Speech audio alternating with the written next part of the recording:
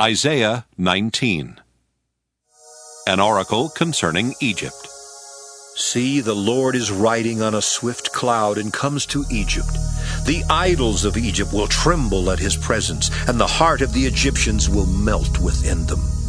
I will stir up Egyptians against Egyptians, and they will fight one against the other, neighbor against neighbor, city against city, kingdom against kingdom. The spirit of the Egyptians within them will be emptied out, and I will confound their plans. They will consult the idols, and the spirits of the dead, and the ghosts, and the familiar spirits. I will deliver the Egyptians into the hand of a hard master. A fierce king will rule over them, says the sovereign, the Lord of hosts. The waters of the Nile will be dried up, and the river will be parched and dry. Its canals will become foul, and the branches of Egypt's Nile will diminish and dry up. Reeds and rushes will rot away. There will be bare places by the Nile, on the brink of the Nile, and all that is sown by the Nile will dry up, be driven away, and be no more. Those who fish will mourn. All who cast hooks in the Nile will lament, and those who spread nets on the water will languish. The workers in flax will be in despair, and the carders and those at the loom will grow pale. Its weavers will be dismayed, and all who work for wages will be grieved. The princes of Zoan are utterly foolish. The wise counselors of Pharaoh give stupid counsel. How can you say to Pharaoh, I am one of the sages, a descendant of ancient kings? Where now are your sages? Let them tell you and make known what the Lord of hosts has planned against Egypt.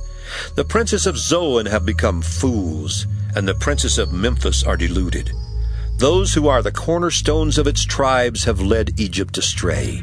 The Lord has poured into them a spirit of confusion, and they have made Egypt stagger in all its doings, as a drunkard staggers around in vomit.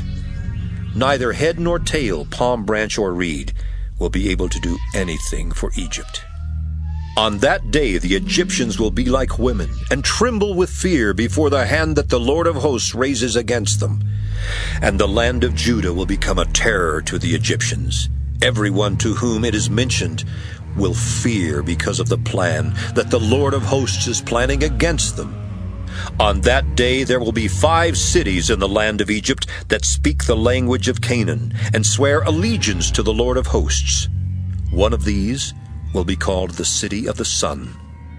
On that day there will be an altar to the Lord in the center of the land of Egypt, and a pillar to the Lord at its border. It will be a sign and a witness to the Lord of hosts in the land of Egypt. When they cry to the Lord because of oppressors, he will send them a Savior and will defend and deliver them. The Lord will make himself known to the Egyptians, and the Egyptians will know the Lord on that day, and will worship with sacrifice and burnt offering, and they will make vows to the Lord and perform them. The Lord will strike Egypt, striking and healing.